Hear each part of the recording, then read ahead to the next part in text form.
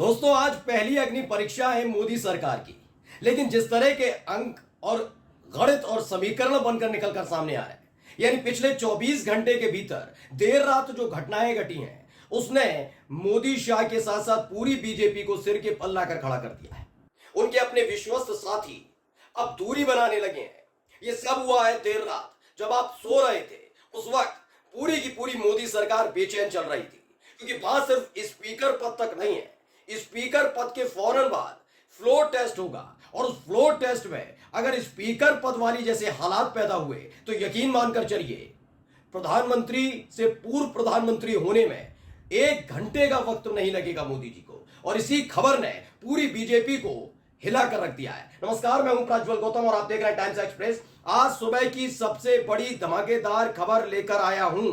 2 दिन पहले ही मैंने आपको बता दिया था कि कदम कदम पर चाहे कोई मुद्दा हो, कोई फैसला हो, कोई आदेश हो, उसमें साथ देने वाली उनकी अपनी सबसे पुरानी और विश्वस्त पार्टी बीजू जनता दल ने मोदी, शाह और बीजेपी को करारा झटका दिया है। पहली फुर्सत में अपने सांसदों से कह दिया कि किसी भी कीमत पर आप बीजेपी का साथ, मोदी सरकार का साथ नहीं देंगे। कदम कदम पर उनकी आलोचना करेंगे, उन्हें बताएंगे सरकार कैसे चलनी है। और ऐसे ही नहीं कि मुंह उठाकर उनका साथ दे दिया। यह वेब जारी किया गया है उनकी अपनी सहयोगी बीजू जनता दल की तरफ से। जी हां, नवीन पटनायक की पार्टी की तरफ से। और क्यों? क्योंकि बीजू जनता दल को ना विदेश मंत्रालय चाहिए था, ना उन्हें रक्षा मंत्रालय चाहिए था, ना कृषि, ना रेल मंत्रालय चाहिए था, ना स्पीकर पद चाहिए। दरअसल ये उनकी उस हरकत की वजह से है जिसमें नवीन पटनायक का माखौल बीजेपी के तमाम नेता उड़ा रहे थे। बता रहे थे कि नवीन पटनायक अब कमजोर हो गए, बीमार हो गए, हाथ पैर हिलते हैं, ऐसे में सरकार क्या चलाएंगे। इसने इतना आघात पहुंचाया मोदी, शाह और खासकर बीजेपी के सबसे पुराने सहयोगी को कि उन्होंने बगावत का ऐलान कर दिया। यानी देर रात के बाद, इस घटना के बाद कई और ऐसे सहयोगी दल है, देर रात उन्होंने भी हाथ खींच लिया है। सबसे पहले मैं एक ट्वीट दिखा रहा हूं, पढ़िएगा। प्रेम कुमार है, ये राजनीतिक विश्लेषक के तौर पर जाने जाते हैं। और यकीन मानिए, आपने जो तमाम डेटा, जो तमाम सर्वे आपने अपने चैनल टाइम्स एक्सप्रेस पर देखा, आपने देखा होगा सटीक साबित हुआ। क्यों? क्योंकि प्रेम कुमार जैसे विश्लेषकों की एक एक चीज हमने आप तक पहुंचाई। हमने दिखाया कि जहां दूसरी तरफ, एक तरफ लगातार माहौल बनाया जा रहा था सर्वे को लेकर, ओपिनियन पोल, उसके बाद एग्जिट पोल, ये वो सब धराशायी हो गए थे, सब चाटुकारिता में लगे थे। लेकिन हमने और हमारे साथ जो ये तमाम विश्लेषक हैं, प्रेम कुमार जैसे एक्सपर्ट हैं, इन्होंने सटीक बता दिया था कि क्या होने जा रहा है। और देखिए, उसी के आसपास रहा पूरा के। अब प्रेम कुमार क्या कहते हैं, पढ़िए। आज अंतरात्मा बोलने वाली है, फ्लोर टेस्ट से पहले सत्ता ढोलने वाली है। सांसद स्वयं है स्पीकर, अपने अपने वोट के साथ ये सारे स्पीकर बोलेंगे। आज वोटों से तय होगा स्पीकर। बीजू जनता दल आ चुका है इंडिया के साथ। बीजेपी एनडीए में भी एक खलबली तानाशाही के खिलाफ। हमें नहीं चौंकेंगे जब सुरेश के लिए हरिओम होगा। चौंकने वाली राजनीति का चौंकाने वाला अंत होगा। यह एक मतलब लय, सुर, ताल के साथ प्रेम कुमार जी ने जो अपनी तरफ से ये पूरा विश्लेषण रखा है, इसका पूरा एक एक कच्चा चिट्ठा आपके सामने रखने जा रहा हूं। ये खेल ऐसे नहीं है और ये बात ऐसे ही नहीं लिख दी गई है। जबकि एक वरिष्ठ व्यक्ति अगर अपने ट्विटर हैंडल पर कुछ लिख रहे हैं तो उसके कई मायने होते हैं। ये नहीं कि रात को सपना आया और सुबह उठकर ट्वीट कर दिया, ऐसा नहीं है। दरअसल इसकी कहानी क्या है, मैं अब आपको समझा देता हूं। आपने इस पूरे खेल में अब तक जनता दल यूनाइटेड को नहीं देखा होगा। मतलब जनता दल यूनाइटेड के प्रवक्ता कुछ बोले हैं, सब बोले हैं, लेकिन अभी तक नीतीश कुमार नहीं। मैं बार बार आपसे कह रहा हूं नीतीश कुमार। और इससे पहले कि मैं नीतीश कुमार की, नायडू साहब की या तमाम सहयोगियों की दिखाऊं कि कैसे नाराज हैं, उससे पहले एक आंकड़ा समझ लीजिए। देखिए, बीबीसी न्यूज ने भी छापा और क्या लिखा है, पढ़िए। आंकड़ों का गणित क्या है जो आज स्पीकर पद के लिए होने वाला है, और यही आंकड़ों का गणित फ्लोर टेस्ट के लिए रहेगा। संख्या के मुताबिक तेलुगु देशम पार्टी और जनता दल यूनाइटेड जैसे सहयोगी वाले एनडीए के पास 543 में से 293 वोट है, ठीक है। और वाईएसआर कांग्रेस भी एनडीए का समर्थन कर सकती है कुल मिलाकर।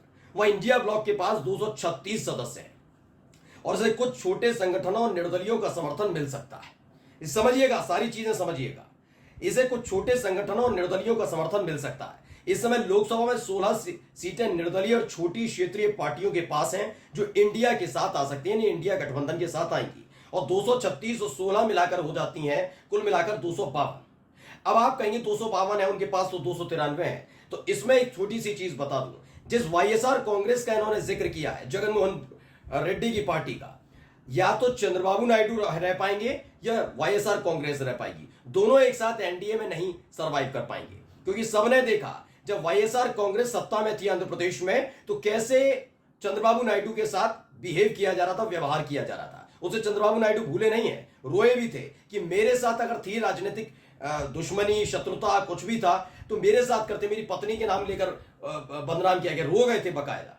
ये तमाम चीजें हुई थी। तब जगनमोहन रेड्डी की सरकार हुआ करती थी और बीजेपी का पूरा सहयोग था उनको। और अब क्या है, अब बीजेपी का सहयोग है आंध्र प्रदेश में चंद्रबाबू नायडू के साथ। और उनके साथ क्या किया जा रहा है जगनमोहन रेड्डी के साथ, उनके दफ्तर को तोड़ा जा रहा है, उनके कार्यकर्ता पीटे जा रहे हैं, तमाम चीजें हो रही हैं। यानी एक म्यान में दो तलवार नहीं रह पाएंगी, या तो वाईएसआर कांग्रेस या फिर चंद्रबाबू नायडू। अगर मान लिया जाए वाईएसआर कांग्रेस एनडीए का समर्थन करेगी तो यकीन मानकर चलिए चंद्रबाबू नायडू अपने 16 सांसदों के साथ इंडिया ब्लॉक को समर्थन दे सकते हैं, क्योंकि ये अपने आप में राजनीतिक प्रतिद्वंदी है। कैसे, मैं समझा देता हूं।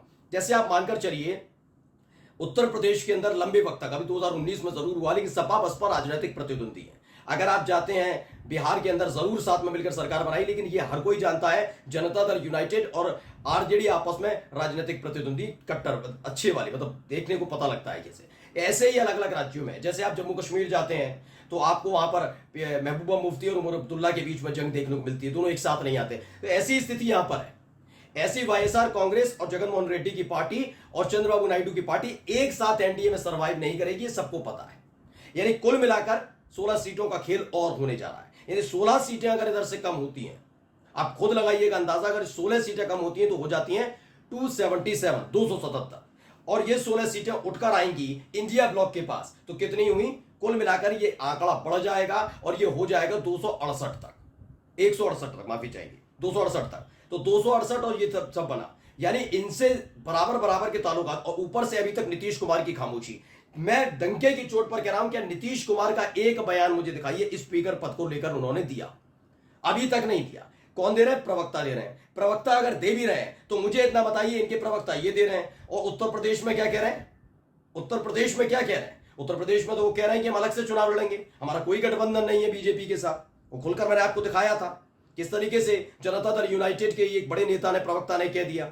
शालिनी सिंह वोट मांग रही थी कांग्रेस और समाजवादी पार्टी के लिए। तो ये तमाम चीजें चल रही हैं, बड़े सिलसिलेवार तरीके से चल रही हैं। यकीन मानकर चलिए अब से 1.5-2 घंटे बाद जब मैं आपके सामने अगली वीडियो लाऊंगा, उसके बाद यकीन मानकर चलिए आप कहेंगे कि हमारी बताई हुई खबर ठीक साबित हुई, क्योंकि हमारे जो तमाम विश्लेषक है वो बैठे हुए हैं, लगातार एक एक गतिविधि देख रहे हैं। देर रात हुई घटनाओं का एक एक पुलिंदा मैंने आपके सामने इसलिए रखा है जिससे आप अंक गणित भी समझ जाएं, क्योंकि ये स्पीकर को लेकर जो चुनाव होने जा रहा है, अगर इसमें रसाकसी भी हुई, मानकर भी चलिए, मैं मान लेता हूं, चलिए ओम बिरला बन भी गए, मानकर चलिए, लेकिन अगर इसमें रसाकसी हुई तो फ्लोर टेस्ट से मोदी सरकार भाग सकती है, वो ना करवाए, क्योंकि उसे डर इस बात का सबसे ज्यादा होगा कि स्पीकर पद को लेकर उनके सांसद का चयन हो ना हो, लेकिन फ्लोर टेस्ट पर जब उतरे तो सरकार ना धराशायी हो जाए। नमस्कार।